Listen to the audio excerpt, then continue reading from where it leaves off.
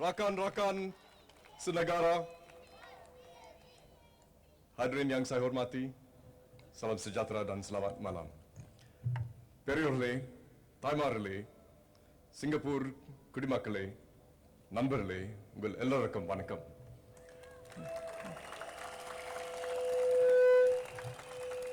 各位同胞朋友们，大家晚上好。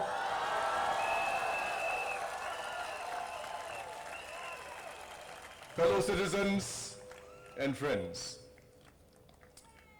we have started on a new path for our country, a path that gives great optimism for all Singaporeans.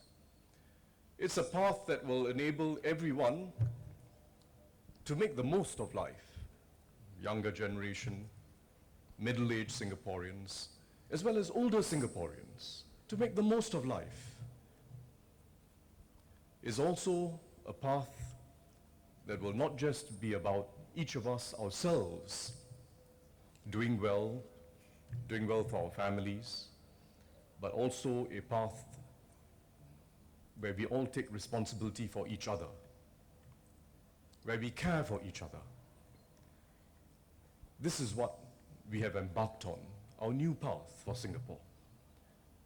Opportunities for everyone to make the most of life, starting from young all the way to our senior years, but also doing more for each other. For the disadvantaged kid, for the middle-aged Singaporean who has a setback in life,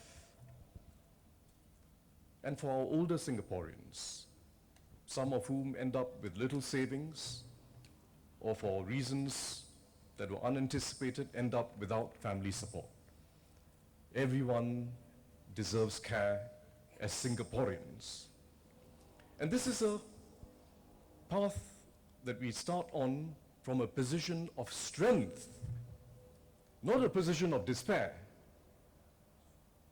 We don't start with the huge debts that so many countries have built up. We start off with reserves, not debts. We start off with people who get along well with each other. A multiracial community, united. Sometimes we disagree on specific issues, but we all feel Singaporean. And we don't ask anyone to leave our country. We are all Singaporeans. This is a great position of strength. So let's have confidence and not feel so, never be mesmerized by countries that appear to be doing something wonderful by spending a lot of money on this or that. I'll come to it in a minute. We are admired throughout the world because we start from a position of strength as a society, as an economy, and we have a way forward that is practical and workable and fair. We have more to do. We are not a perfect country. We're not a perfect government. There's more to do. And we are quite straight about it. We are quite honest about it. What the problems are, what the challenges are. Sometimes even with policies that have worked well, there are new challenges because the environment changes. The economic environment changes, our society changes. Things get more difficult over time. So new challenges crop up, and we are quite straight about it. We are quite straight about the possible solutions, and we are never sure whether they're going to work. But we are quite straight that, look, these are possible solutions, let's work hard on them.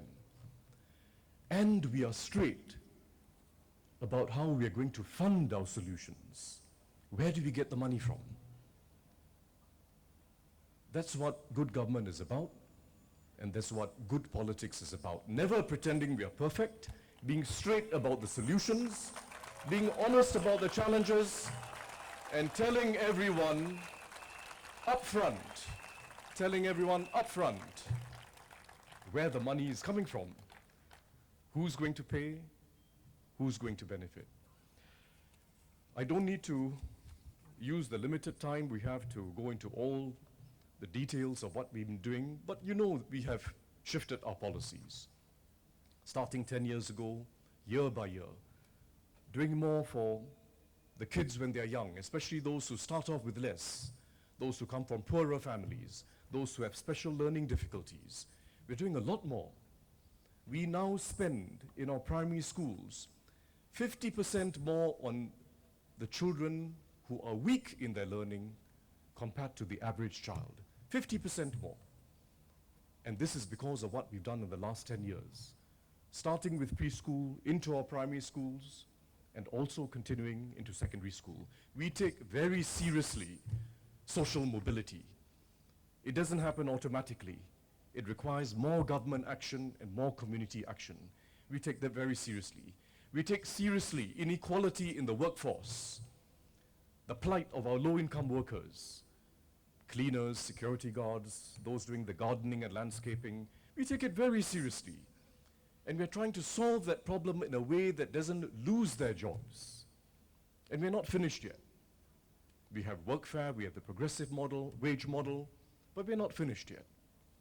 We take very seriously the difficulties faced by middle-aged Singaporeans, some of whom find themselves out of a job suddenly, some of whom feel that they're not being adequately developed by their employers, that their potential is not being recognized. We take that very seriously. I take it seriously, our team takes it seriously, and I should say there's no person in politics who takes that more seriously than Lim Swee Say.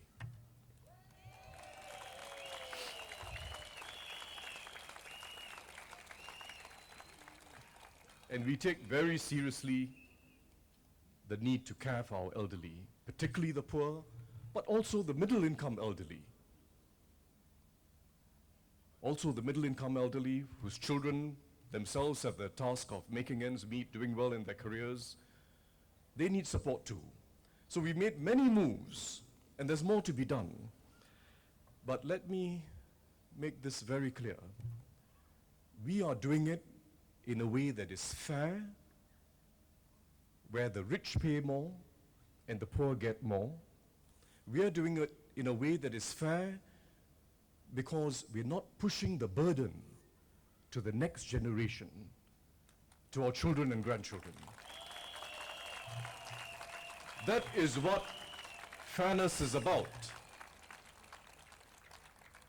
Making sure that you don't overburden the middle class, giving the benefits to the poor in ways that will help them get on their feet and do well and take pride in earning their own success, and making sure that the rich, the better off, contribute their fair share. But it is also about making sure that we don't simply pass the burden to the next generation. I've heard a lot of the proposals that have come up in these elections. Some were in the manifestos, some have come up in the heat of election speeches. It's standard fare, I suppose, in most democracies. I hope we'll be able to progress beyond this type of politics, although you see it in many countries, so maybe this is just life. This is what it's like. But let's be clear about it and see through promises that are false promises. There is no way of giving something to everyone, whether it is everyone getting $300 when they get older, or every child getting $300, and indeed there's at least one party that has asked for both things, $300 for every elderly and $300 for every child. Only the middle-aged don't get $300. There's no way of achieving it without raising taxes on the middle-income group. I've been studying this for years, a whole set of countries around the world. You cannot do it by just taxing the top 1%. That is a bluff. First of all, because the top 1% know how to move their money around in the world. But second, because you can't just jack up the tax rate to a very high level for the top 1% without having a change in your taxes for the top 5% and the top 10%. And there's no country in the world that has provided something for everyone without raising middle income taxes. GST, income tax. That's the way it is done in France, in Germany, in Scandinavia, and the United Kingdom. That's the way it is done. The middle class pays very high taxes in order that everyone gets something. The example of France was mentioned. I think it was the SDP talking about the healthcare system. France is actually quite a good healthcare system, better than many other advanced countries. High quality, caring, humane. But it's an extremely expensive system for the middle class, not just for the rich, for the middle class, an extremely expensive system. So each time you look at these proposals, you find that they're only talking about what the government gives with one hand, without talking about what the government takes with the other hand. And of course, every government has to take taxes from people with one hand and give benefits with another hand. The question is, who pays and who benefits? Is it fair? When you take with the left hand and give with the right hand, are you doing it in a fair way? Are you giving more to the poor with the right hand compared to what you take from them with the left hand? And are you taking more from the rich with your left hand compared to what you give with the right hand? That's the real question. Every government has to tax people and has to give benefits fairly. Is it fair? That's the question. And there's no country in the world that has provided universal healthcare insurance, which means everyone gets the same benefits, everyone, including the rich, get the benefits, close to free healthcare, either free or close to free, without the middle income group paying more taxes. I'll give you the example of France since it's been mentioned. What are income taxes like in France? The average worker, I'm not talking about the rich, the average worker, income tax, 15%. And France has a lower income tax rate compared to many other countries I can talk about. I can talk about the Scandinavians, the British and others. The French have a not that high an income tax rate for the middle income, 15%. Singapore, close to zero for the middle income group. GST, or what they call VAT, in France, 20%. There are some discounted tiers for basic foods and so on. But if you add together the income tax and the GST, or what they call VAT, even with the discount for food, the average person, average worker, pays well over 20% of his or her income in taxes to the government, just on income tax and VAT, well over 20%. So if you imagine it in a Singapore context, our average, our median worker, someone right in the middle of an income ladder, earns about $3,800. If you have that same French tax rate here, it means every month he or she will be paying the government $850 just on income tax and VAT or GST. And this doesn't count yet the payment for what they call payroll taxes, which is an important source of funding for the French healthcare system. Payroll taxes, which ultimately comes out of workers' wages, whether the employer is paying or the employee is paying, it's ultimately coming out of workers' wages. They have a 21.5% payroll tax. And out of that, they also fund healthcare subsidies. Income tax, VAT, payroll tax. When you add it together, the average worker, I'm not talking about the rich, the average worker has to take a whopping amount out of their monthly pay to give to the government. So when you think of free healthcare or close to free healthcare, when you think of the free social services that we all like the idea of, we all like that idea, you must realize that it is not free. The average citizen is paying for it and paying for it big time in these countries. And they're also paying more because everyone, including the rich and the upper middle income group, are also benefiting. It is not a fair system. It is not as if it is a fair system. Let me illustrate.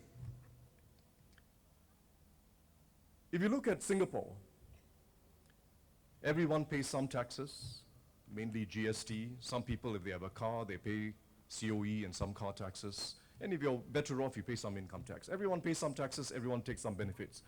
How much does the middle income group get in benefits, one form of subsidy or another, compared to the taxes paid? For every $1 paid in taxes by the middle income group, a family will get back $2 in subsidies. Education, healthcare, subsidies in retirement. Every $1 paid, you get back $2. And this is especially after this year's budget, where we strengthened our benefits for the middle income group. How does it compare? How does it compare with these countries which appear to have very fair systems? Free healthcare, free many things, or close to free many things. How does it compare? Scandinavian countries. If you look at Finland, for every $1 paid in taxes by the middle income group, they get back $1.30. Only 30 cents more than the taxes they pay. In our case, it's $2 back in benefits for the $1 they pay. United Kingdom, for every $1 of taxes paid, they get $1.40 back, slightly more than Scandinavia. Same thing for the United States. How much do the poor get? If you look at the bottom 10% of Singaporeans, for every $1 of taxes they pay, which is mainly GST, they get back $6 in subsidies. These are facts. $6. How about the rich in Singapore? Those in the top 10%. For every $1 they pay, they get back 20 cents. That's what I call a fair system. Don't overburden the middle income group. Give them a fair deal. Give the benefits the poor deserve, particularly in education and healthcare, in workfare, and through the other training subsidies that we have. The rich must be willing to pay their fair share. And you know that we've increased taxes. High-end property taxes, income taxes. The rich must be willing to pay their fair share and not begrudge their role in making sure we have an inclusive society. That's a fair system. But it is fairer than many of these countries that spend a lot of money on healthcare, on education, various things, by making it free or close to free, because in fact it is not free or close to free. They are collecting taxes with the right hand to give with the left hand. And the middle income group is the one that faces the biggest burden. It's a complete myth to think that these are egalitarian systems. They are basically systems of middle income tax, and middle income then asking, please give me benefits back. And still they don't get the same benefits that you can get in Singapore. So that's a very basic point we have to understand. There's no system in the world where you can give everyone something without taxing people, and especially taxing the middle income group. And we must make sure that our system is never one where we place a high burden on the middle income group.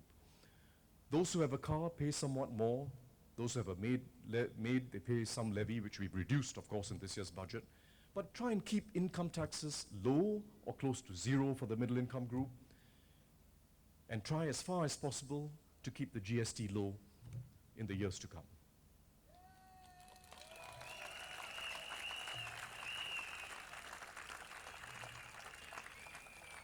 It is also a myth to think that, look, don't worry about taxing people. Let's talk about taking money from investment income from reserves. And several parties I noticed have mentioned this. Well, let me just say this. We are already maxing out on the investment income from our reserves. The Constitution allows us to spend 50% of the income on our reserves, and we are already maxing out. We're spending it fully on our increased social spending, on healthcare, on our infrastructure. It's fully used. There's no more money left there that you can just take without compromising the next generation. And it's not as if we are storing up a whole lot of savings for the future generation to have a better life than today. All we are doing is making sure that each generation gets the same benefit Each generation gets the same benefit. We changed the constitution this year to be able to take more of the returns earned by Temasek for spending on our budget. We increased income taxes on the rich. And in the last few years, we've increased property taxes for high-end properties while lowering property taxes for our smaller HDB flats. We made it more progressive. But when you add it all up together, we have taken measures that will give us $4 billion a year over the next 5 years, including Temasek in our framework for spending, raising income tax, raising property taxes. We have done it in advance. No bluff, no pretense. We've made very clear we have extra spending needs, especially in healthcare, where we are more than doubling our healthcare spending. More than doubling our healthcare spending. We need the revenues. We've taken the measures up front. So, when I listen to some of the scaremongering that is going on, not only do they avoid talking about the taxes that they will have to raise if their proposals were to be put in practice, they avoid talking about that, but they also scaremonger, talking about what the PAP will do after the elections. That is just cheap. That is just cheap.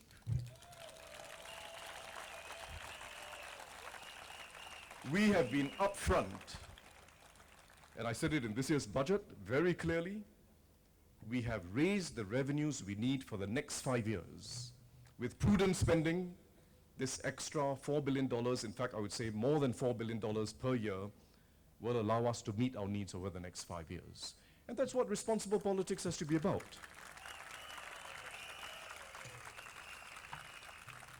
But let me also say that we are not just talking about who pays who benefits, how we redistribute monies from this group to that group. That, of course, is necessary, but that alone is not going to give us an optimistic future for all Singaporeans. We need to open up new opportunities for everyone, no matter where you start from, no matter who your father and mother were, what education they had, what jobs they do, what type of housing you live in. And there's still more to be done. There's still more to be done.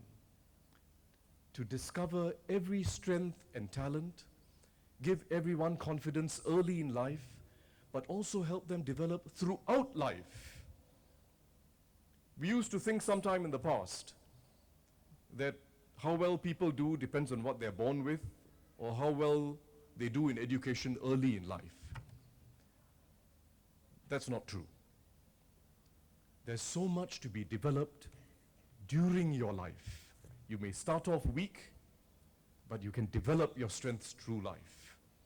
And we are going to make it possible for every Singaporean, through education, through expanding of our ITEs, polys and universities, and through Skills Future, we are going to make it possible for everyone to keep developing through life. Because everyone has a talent, everyone has a strength. Not all of us realize it when we are young, but we can develop it over time. While we are at work, outside work, in the community, every way in which we can keep learning, discovering our strengths and our interests. Everyone has a talent that is useful to our society. There's a Chinese phrase or Chinese saying, I think it goes back to the old poet Li Pai. 坚身我材必有用.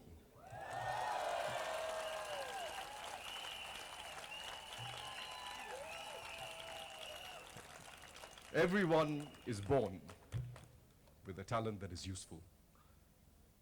A talent that is useful for himself, his family, but for society. Everyone can contribute. And it's not just how you develop in primary school, because some people just don't have the advantages that allow them to develop well, or they just switched off, like I was when I was in school. But you can develop later in life. And we must make that possible in Singapore in a way that no country has achieved, developing through life, so that we maximize not just our individual potential, but our potential as Singaporeans together. That is what we have embarked on as our path for the future. Maximize opportunities, have a fair system, a fair deal for the middle class. Don't talk about proposals without being frank about what it implies for the middle class. Those who are better off and have succeeded in life, they must play their fair part.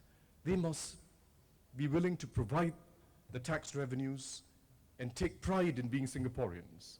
And for the poor, we've got to give them more support, starting from young and through life, including in their retirement years. That's our new path. And I feel proud to be here as a Singaporean to say that we start on this path from a position of strength, not weakness, unlike so many countries, because our pioneer generation saved up when they were young. Our subsequent generations kept that same ethic of working hard, putting something aside, and future generations will now benefit. Future generations will now benefit. Not just from the shade. It's not just about our ancestors planting the trees and the next generation benefiting from the shade. It's also about each of us. As we get older, we too will enjoy the shade. Keep planting trees. That's the most important challenge. Keep creating opportunities for ourselves, for our children, and also for all our Singaporeans as they get older. Let's go forward with strength and unity. Ayuh kita bersatu. Tuan Chair, 一起 unite and go forward for a better Singapore.